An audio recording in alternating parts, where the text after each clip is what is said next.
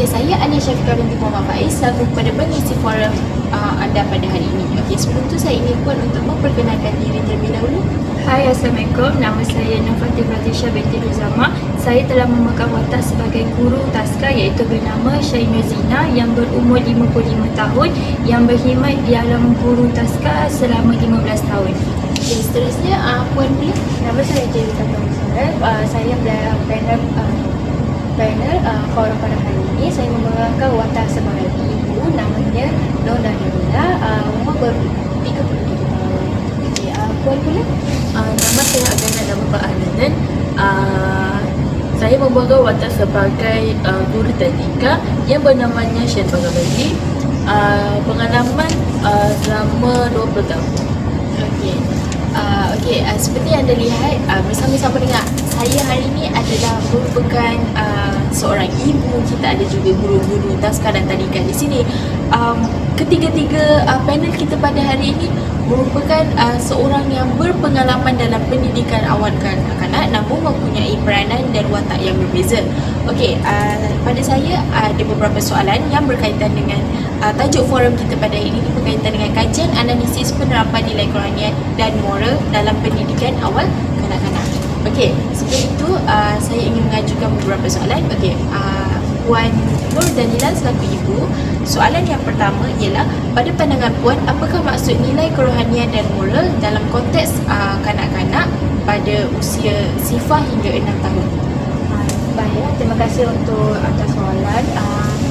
Sebagai ibu bapa yang sangat bergantung dalam nilai kerohanian dan moral itu dalam tingkah laku yang baik daripada ibu bapa, iaitu dia sabar, hormat, dia nilai murni dan dia dengan kejujuran lah. So lagi dan dia mengendalikan sesuatu keburukan, kebaikan kepada kanak-kanak yang dalam kehidupan yang akan datang. So itu yang sangat penting dalam nilai kerohanian dan moral dalam kehidupan lah. Okey, bagaimana pula dengan pandangan Puan Syainur Zina selaku kepada guru di taska? Bagi pendapat saya ialah perkembangan yang dapat ditingkatkan melalui pelbagai aktiviti berbanding di rumah. Okey, menurut Puan tu Pada pandangan saya, maksud kerohanian dan nilai moral ini ilmu tentang agama dan nilai baik dalam kehidupan yang perlu ditekankan dalam kehidupan seharian. okey, seterusnya soalan yang kedua saya ingin tunjukkan kepada Puan jugalah. Pada pandangan Puan, apakah kepentingan dalam penerapan nilai kerohanian dan moral dalam konteks perkembangan kanak-kanak? Kepentingan menerapkan nilai dan nilai kerohanian dan moral ialah untuk mengenal adat, resam dan agama dan yang berbeza nilai baik dan Okey, bagaimana pula menurut Puan tentang kepentingan penerapan nilai kerohanian dan moral dalam kalangan kanak-kanak di taska? Sangat penting disebabkan oleh perkembangan dewasa kerana kanak-kanak ini telah diberikan pendidikan dari awal supaya bahasa mereka lebih tersusun dan teratur. Okey, bagaimana pula menurut Puan Nur Danila selaku ibu kepada anak-anak? Kepentingan tu sangat penting lah. Sebagai ibu bapa, dia mendapatkan membentukkan kanak-kanak sebagai saksia, nilai berakhlak, dia menghormat dan sebagainya lah. Dan akan dia lebih lagi mengajarkan daripada kebaikan dan keburukan perbezaan, sebab dia akan membantukan sangat berkesan dalam keadaan kanak-kanak. Dan dia juga meningkatkan keyakinan diri serta memahamkan sesuatu kepada kasih sayang, menghormati, kesabaran dan semua dalam kehidupan dengan satu sama lain lah. Okey, soalan seterusnya, soalan ketiga saya ingin ajukan kepada Puan Syainur Zina. Pada pandangan Puan, apakah peranan utama sebagai seorang guru di institusi pendidikan dalam membentuk nilai kerohanian dan moral ini dalam kalangan kanak-kanak? Terima kasih ajukan soalan itu. Pada pendapat saya, macam kita tahu di taska ni kanak-kanak lebih tertumpu, iaitu lebih lama duduk di taska, iaitu berjam-jam. Jadi guru ni memainkan sangat peranan penting berbanding ibu bapa. Tetapi peranan ibu bapa juga penting. Tapi secara keseluruhannya peranan guru di taska lebih penting dalam perkembangan kanak-kanak. Bagaimana bila menurut Puan Serpa Gawani mewakili guru di tadika? Okey. Institusi pendidikan ini sangat memainkan peranan penting untuk bersikap tegas bagi melahirkan individu yang berdisiplin, berhalal yang baik dan bertanggungjawab. Okey. Menurut Puan pula selaku ibu dalam kekeluargaan, bagaimanakah peranan utama yang Puan terapkan dalam penerapan nilai kerohanian dan moral ini? Peranan saya tu yang utama tu sangat besar lah, sebagai ibu yang bapa, dia akan menunjukkan sebagai contoh kepada kanak-kanak, sebab dia yang mengikut melihat daripada keluarga lah, dan dia akan juga sebagainya tingkah laku, dia sopan, lagi dia akan nilai murni, dan dia akan juga mengajarkan kepada kanak-kanak apa yang kebaikan dan keburukan dalam kehidupan. Dia juga mengajarkan pendidikan agama juga, dan lebih peranan penting yang dalam guru di sekolah kan, dia adalah bermainkan peranan penting dalam kanak-kanak, sebab dia kan yang mengajarkan nilai-nilai moral, nilai murni, kesopanan dan semua dalam dia. So dia yang sangat penting lah untuk dia peranan utama. So itu lebih mendapatkan kebaikan lagi jauh untuk kanak-kanak yang akan kita. Okey, soalan yang seterusnya, soalan yang keempat, saya ingin bertanya kepada Puan selaku guru tadika. Apakah cabaran utama sebagai guru tadika dalam penerapan nilai kerohanian dan moral ini di tadika? Okey. Cabaran ini ialah yang teknologi. Yang sekarang ni adalah yang teknologi yang canggih. Okey. Contohnya macam okey. Kanak-kanak terlalu menggunakan gadget. So dalam gadget tu video ada video yang baik dan buruk. So kanak-kanak pun tak tahu yang apa yang baik dan buruk. Dia pun tonton apa yang dia tonton, dia lakukan. Dia influence dan dia lakukan. So ibu bapa pun tak pemerhatian kepada kanak-kanak, sebab dia sibuk dengan kerja urusan mereka. So tak perhatian kepada kanak-kanak. So apa yang apa anak yang dia tonton video yang macam mana tonton dia. So itu yang cabaran yang sangat besar lah. So, Gadget lah. Gadget. Setuju untuk statement dah dengan cikgu tadi. Dia macam ikut dengan untuk kanak-kanak kebaikan lah. Bagaimana kalau menurut Puan sendiri selaku ibu?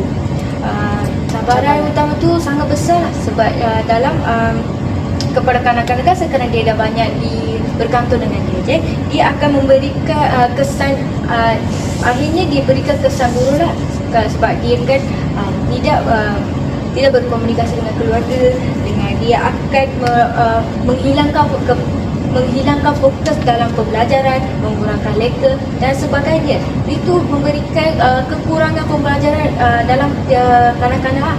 So kita kena banyak mengambil perhatian dalam cabaran ini. So kita sangat bercabar dengan kanak-kanak dengan masa kini dalam bergantung dengan gadget. Okey. Terima kasih atas jawapan yang sangat bermanfaat itu. Okey, seterusnya saya ingin bertanya soalan kepada Puan Syairul Zina selaku kepada guru taska. Pada pandangan Puan sendiri, apakah cabaran utama itu di taska lah, sebagai guru taska, dan apakah cabaran yang Puan hadapi sepanjang proses penerapan nilai kerohanian dan moral itu? Dalam zaman yang penuh dengan gadget ni memang sangat mencabarlah, terutama bagi institusi dan juga ibu bapa. Macam kita tahu, kanak-kanak ni lebih banyak didedahkan dengan gadget. Jadi kami sebagai guru memainkan peranan penting untuk mendidik ataupun memperbetulkan balik minda kanak-kanak lah. Okey, soalan yang seterusnya masih lagi pada situ juga kepada Puan. soalan yang kelima, adakah Puan melihat sebarang perubahan dalam nilai dalam kalangan kanak-kanak berbanding dulu? Kiranya yang zaman kanak-kanak yang kini selepas didedahkan dengan nilai kerohanian dan moral, dan kanak-kanak yang dulu yang lebih kepada tradisional, tiada gadget, kurang teknologi. Jadi boleh jelaskan tak? Memang saya memang lihat memang banyak sangat perbezaan yang sangat ketara daripada kanak-kanak yang dulu dan juga zaman sekarang, disebabkan oleh gadget dan juga sosial. Macam kita tahulah dulu kanak-kanak langsung tak didedahkan oleh gadget, jadi kita boleh nampak perbezaan yang sangat ketara daripada zaman moden dan juga zaman yang tradisional lah. Okay, bagaimana menurut Puan sendiri? Zaman dulu kan ibu bapa pun kurang menggunakan gadget. So semua pun kanak-kanak pun bergantung kepada dalam diri dan ibu bapa. So sekarang ini pada masa ini murid pun banyak guna gadget. So dia mudah dapat yang maklumat dan ilmu. So zaman dulu dapat maklumat tu terhad. So sekarang ini mudah dapat sebab dalam gadget. Segalanya ada dalam gadget lah. Okey, bagaimana pula menurut Puan selaku ibu, Puan Nordalina selaku ibu, perubahan penerapan nilai kerohanian tu dulu berbanding zaman kini? Boleh jelaskan tak? Boleh. Saya rasa dia ada banyak berbanding dengan dahulu dengan masa sekarang segini. Sebab dahulu ibu bapa dia lebih daripada tradisional, bersosial dengan luar dan sebagainya. Tapi zaman sekarang dia kadang-kadang tak ada takkan dengan sosial. Dia semua bergantung dengan gadget. So dia akan kurang bersosial dengan kehidupan kanak-kanak tu. Dia mengurangkanlah. Dia tak dapat pengajaran yang sangat tepat. So susah nak berkomunikasi dengan luar. So dia akan mengurangkan keyakinan diri. Contoh kalau dia kan tak ada sebagai dia tak jumpaan muka-muka, so dia tu semua memberikan kekurangan kehidupan dalam kanak-kanak. So itu yang banyak dia perbandingan dengan dahulu dengan sekarang. So kita sangat dia cabaran yang besar lah. So kita kena berbandingan dahulu sekarang. Sangat masa kini tu dia dah banyak berbanding tu. So kita kena jaga. Okey, seterusnya soalan yang pertama saya akan ajukan kepada Puan Nordalina selaku ibu. Pada pandangan Puan Nordalina, apakah nilai harian yang Puan terapkan di rumah dalam aktiviti penerapan nilai kerohanian dan moral ini? Kat rumah sebagai ibu saya mengajarkan pengajaran yang biasa saja, sebagai berdoakan sebelum makan, selepas makan, sebelum tidur. Iaitu semua mengajarkan macam pengajaran biasa saja untuk mendapatkan kanak-kanak lebih mengikutkan dengan harian. Dan lagi juga saya menggunakan pengajaran sopan, hormat menghormati dalam satu sama lain, dalam keluarga, dan lagi juga saya mengajarkan nilai kasih sayang dan berkasih sayang. Kasih sayang anda bersopan semasa penerapan dalam keluarga, adik-beradik, dan dengan mengikutkan bertanggungjawab apa yang diorang berlaku di dalam kehidupan di dalam keluarga. Ya, itu saja. Okey, bagaimana menurut Puan Shainal Zina selaku guru di Taska? Jadi apakah rutin harian yang Puan terapkan dalam penerapan nilai kerohanian dan moral ini di Taska? Macam kami di Taska telah menyediakan satu jadual daripada hari Isnin sampai hari Jumaat. Jadi hari Jumaat itu kami akan melakukan aktiviti perkembangan sasiah untuk menerapkan lagi nilai kerohanian dan moral. Contohnya aktiviti yang kami akan jalankan adalah mari mengenal perkara baik atau perkara buruk. Okey, bagaimana pula dengan pandangan Puan? Apakah cara atau aktiviti yang Puan lakukan untuk mengintegrasikan nilai kerohanian dan moral? Cara saya macam buat satu aktiviti yang fizikal, yang aktiviti itu kerja berkumpulan. So yang ini saya boleh dapat melihat sama ada murid boleh berkongsi bahan dengan atau tidak. sebagai guru mesti diajar untuk membina izin berkongsi dan memberi peluang kepada murid lain. Sebab dekat rumah kan menyayangi anak-anak. So apa anak-anak buat, bukan ayah ke emak ke, dia enjoy, dia diam-diam je, sayang dia. So apa yang dekat rumah dia buat, sebab tu apa yang dekat rumah dia buat, itulah dia buat dekat sekolah. So bila dia tak ajar, guru lah mesti ajar dekat dia, ajar mereka. So segala tingkah laku negatif yang dibawa daripada rumah, kadang-kadang guru lah yang akan melakukan aktiviti untuk mencegah. Ya, kan semua murid, segelintir murid macam tu. Okey. Seterusnya soalan yang kedua saya akan ajukan kepada Puan Nordalila.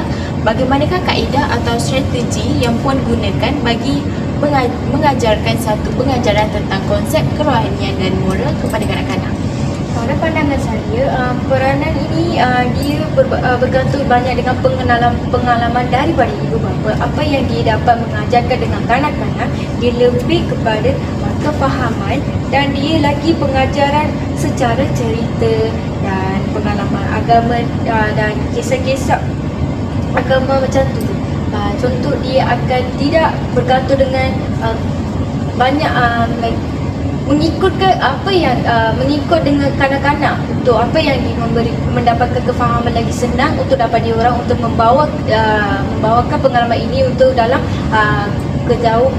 kehidupan kanak-kanak. So kita memberikan kefahaman, kita memberikan pengajaran yang betul dan bagi kefahaman kehendak diorang, dia akan lebih cepat mendapatkan pengajaran itu untuk lagi membawalah dengan jauh. Okay. Seterusnya, bagaimana perlu menurut pandangan Puan Syaidan Zina selaku guru di TASKA? Macam kami tak akan menerapkan kekasaran kepada kanak-kanak. Kami akan mestilah mempunyai psikologi untuk mereka berfikir sama ada perkara itu betul ataupun salah. Okay. Bagaimana menurut Puan tentang kaedah strategi yang murid mengajar? Saya menggunakan kaedah strategi ialah saya membawa murid ke koin dan membawa murid ke koin. Selepas tu masa perayaan saya menggalakkan murid untuk memakai pakaian tradisional.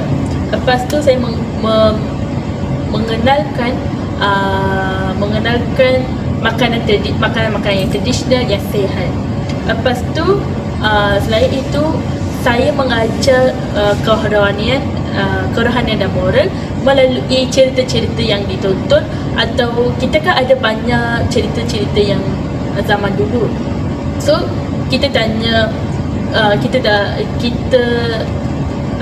sebut yang cerita-cerita tu semasa dekat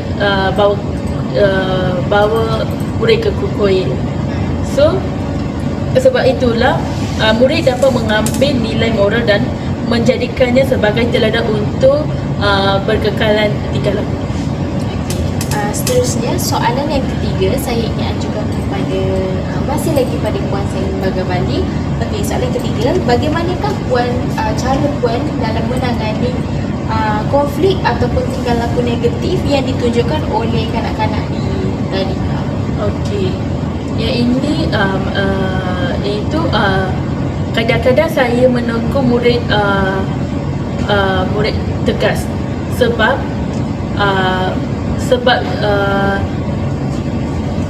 kan boleh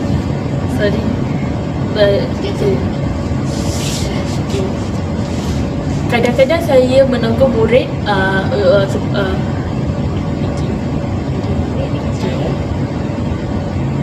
kadang-kadang saya menegur murid cara dengan tegas supaya murid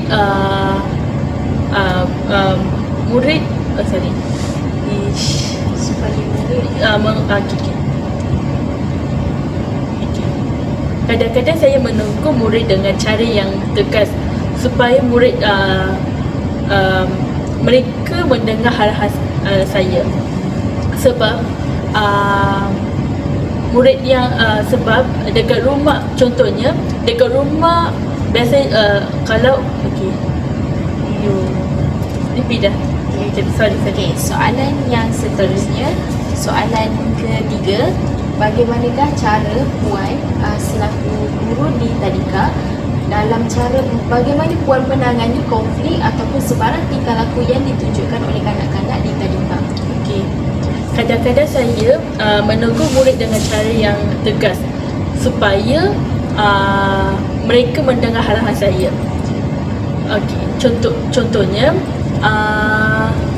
contohnya dekat rumah anak dia biasanya cakap bahasa yang kasar. So bahasa yang cakap atau ada tingkah laku yang bersalah. So apa yang dekat rumah dia tonton atau mendengar, dia apa yang dia tengok, dia mengulangi dekat sekolah. So itu yang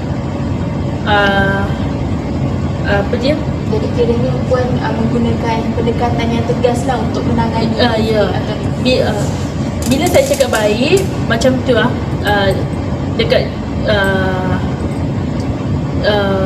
maksudnya bila Puan cakap baik-baik, kadang-kadang kanak-kanak tak mendengar arahan. ya. Jadi terpaksa bertegas supaya mereka Ya, bila saya cakap tegas, dia dengar arahan. Bukan dia arahan pun, dia cuba berubah tingkah laku dia. Okey. Seterusnya, bagaimana pula pada pandangan Puan Syainuzina, apakah cara yang Puan lakukan dalam menangani konflik ataupun tingkah laku negatif yang ditunjukkan kanak-kanak di taska? Selalunya kami sebagai guru taska mengesan seorang kanak-kanak tu melalui sikap, melalui cara dia bercakap dengan rakan-rakan, berkomunikasi dan juga tingkah laku. Sebaliknya mungkin kami akan jumpa dengan ibu bapa untuk membincang tentang kes ni. Tapi saya ada jumpa satu teori, iaitu pengurusan tingkah laku memang sangat penting kepada kanak-kanak, iaitu kanak-kanak berkebutuhan khas yang mengkonsepkan tingkah laku supaya diorang punya masalah pembelajaran dan juga pelajaran ni adalah masalah dalam di luar bilik darjah ataupun dalam bilik darjah. Okey. Seterusnya, pada pandangan ibu, soalan ketiga, betul. Okey, soalan ketiga, bagaimanakah cara Puan di rumah dalam menangani konflik atau tingkah laku negatif yang ditunjukkan oleh anak?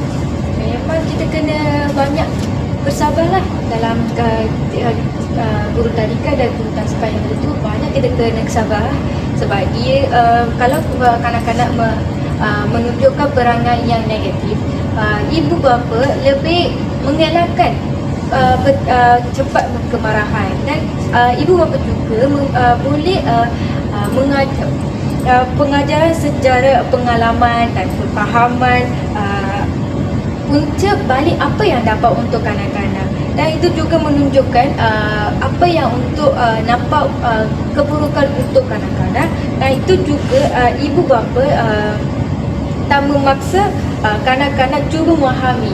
So kita mengelakkanlah untuk cepat kemarahan, kepukulan itu semua, untuk mendapat memahami apa yang kanak-kanak yang berlaku tu, kita kena memahami apa yang dia buat kesalahan, kita boleh bertukarkan dengan kebaikan. So itu tak ada masalah untuk yang kanak-kanak cepat menunjukkan peranan itu. So kita ibu bapa dengan guru-guru semua kita kena banyak kesabaran dalam apa tu, perangai dengan konflik dalam bilik. So itulah. Okey, terima kasih. Okey, soalan seterusnya, soalan yang keempat, saya ingin ajukan kepada Puan Syainuzina. Pada pandangan Puan, apakah persekitaran di taska, bagaimanakah persekitaran di taska boleh membantu dalam menyokong kepada pembentukan nilai kerohanian dan moral kanak-kanak di taska? Wah, sangat menarik soalan itu. Terima kasihlah bertanyakan. Jadi kami sebagai guru taska, kami akan sediakan satu ruangan sudut, iaitu sudut gambar tentang adab, iaitu berkonsepkan nilai kerohanian dan moral. Contohnya, kami akan meletakkan gambar-gambar seperti adab dengan ibu bapa, berdoa dan sebagainya. Jadi kami akan mereka atau mencipta ruangan tersebut mestilah dalam keadaan kreatif supaya dapat menarik minat kanak-kanak itu. Macam kita tahu kanak-kanak ni banyak soalan dia akan bertanya bila dia tertarik dengan sesuatu sudut tu. Jadi kami sebagai guru kami akan menjawab persoalan kanak-kanak itu dengan ringkas dan juga padat supaya kanak-kanak lebih faham tentang nilai kerohanian dan moral. Dan kami juga menerapkan konsep nyanyian kepada kanak-kanak. Okey, itu bukan satu strategi yang bagus. Okey, seterusnya menurut Puan Zaini Bagabadi, sebagai seorang guru di tadika lah, bagaimanakah persekitaran di tadika itu sendiri dapat menyokong penerapan nilai kerohanian dan moral di tadika? Okay. Pada pandangan saya, persekitaran luar bandar untuk membantu tingkah laku murid yang lebih baik kerana mereka lebih dekat dengan budaya, nilai, agama dan makanan sihat. Ibu bapa pun banyak menyokong untuk guru untuk mengajar dengan dan mendidik anak. Bukan itu sahaja, ibu bapa juga menyokong dan membantu untuk meningkatkan akademik. Contohnya kita pergi melawat dekat dengan kanak-kanak untuk kena kutip duit dekat ibu bapa. So dia tak menjawab, dia tak mensoal dekat kita untuk apa macam tu. Kalau dekat kampung dia banyak soal,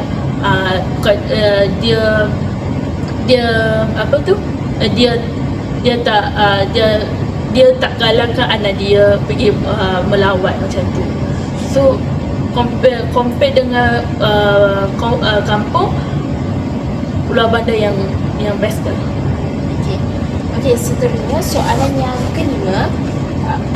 Soalan yang keempat, saya ingin tanyakan kepada ibu pula lah, wakil ibu Puan Nordalila sendiri, bagaimana persekitaran di rumah itu dapat membantu ataupun menyokong dalam penerapan nilai kerohanian dan moral pada anak-anak di rumah?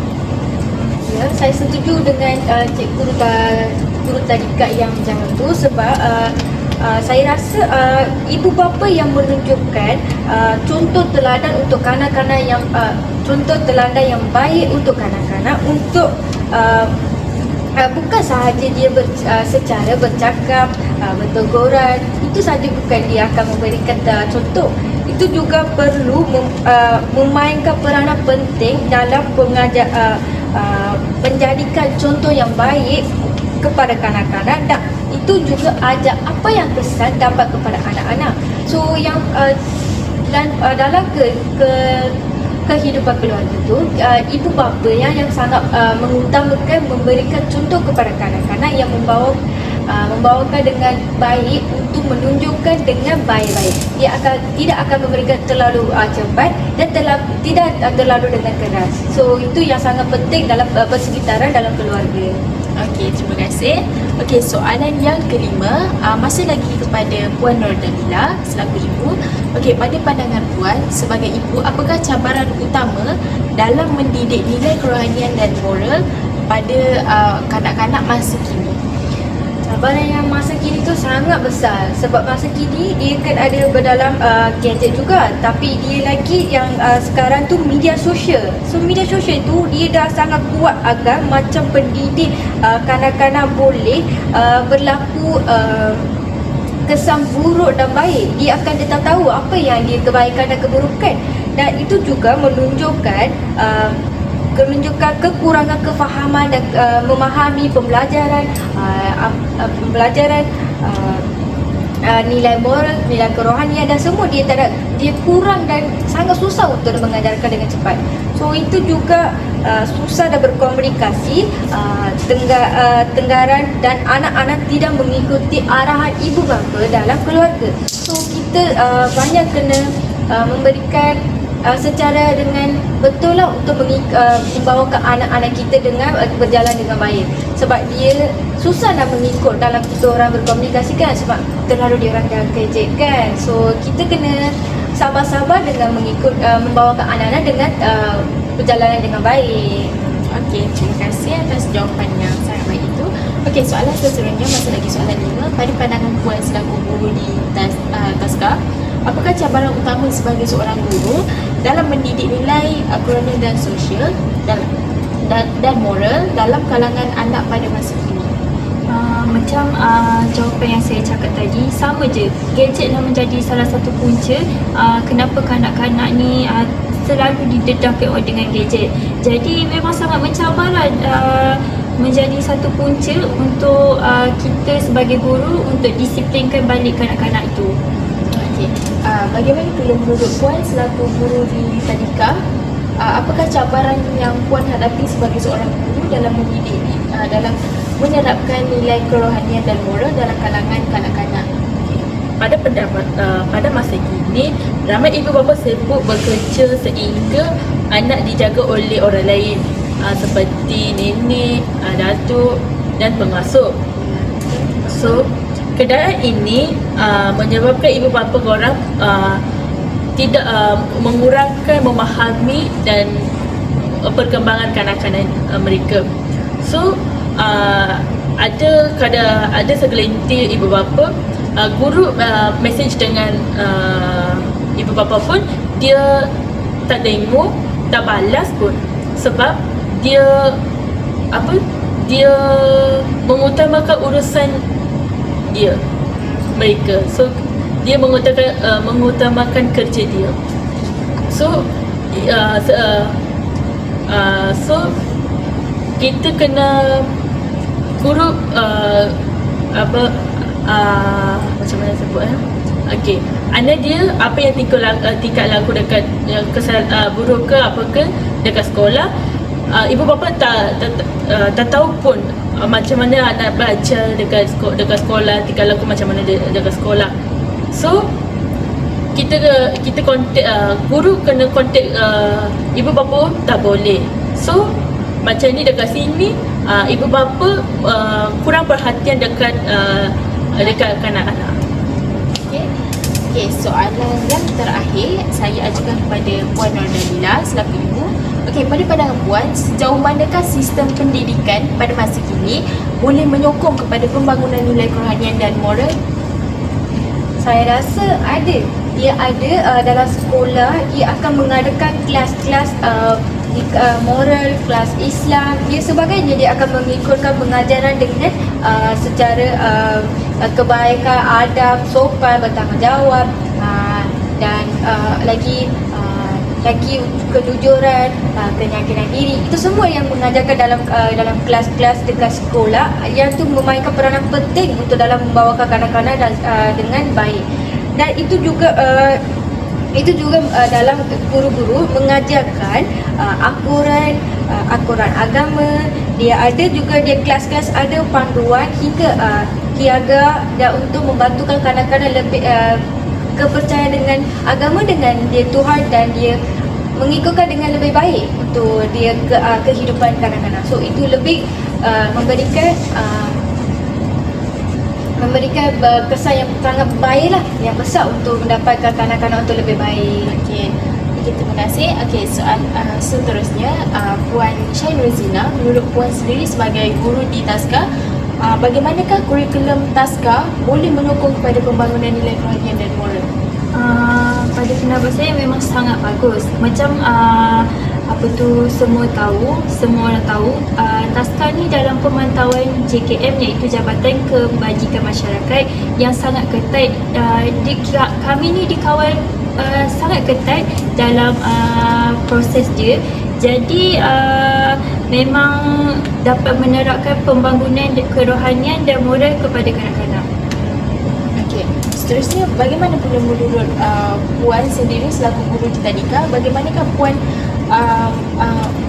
pendapat Puan kurikulum KSPK ini membantu dalam menyokong pembangunan nilai kerohanian dan moral dalam kanak-kanak? Okey, pada pandangan saya, pihak kementerian kini semakin menekankan pendidikan moral dan kerohanian dijalankan di sekolah, dan rekod perkembangan kerohanian murid juga perlu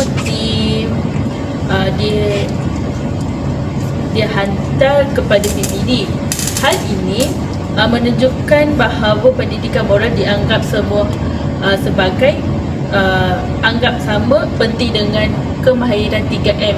3M iaitu menulis, mengira dan membaca. Okey, nampaknya itu saja soalan kita pada hari ini dan masa pun sangatlah mencemburui kita. Nampaknya sepanjang daripada kajian analisis temu bual berkenaan dengan topik penerapan nilai kerohanian dan moral dalam pendidikan awal kanak-kanak, sebenarnya banyak ilmu ataupun pengalaman yang saya dapat pelajari hari ini, kita semua dapat pelajari hari ini.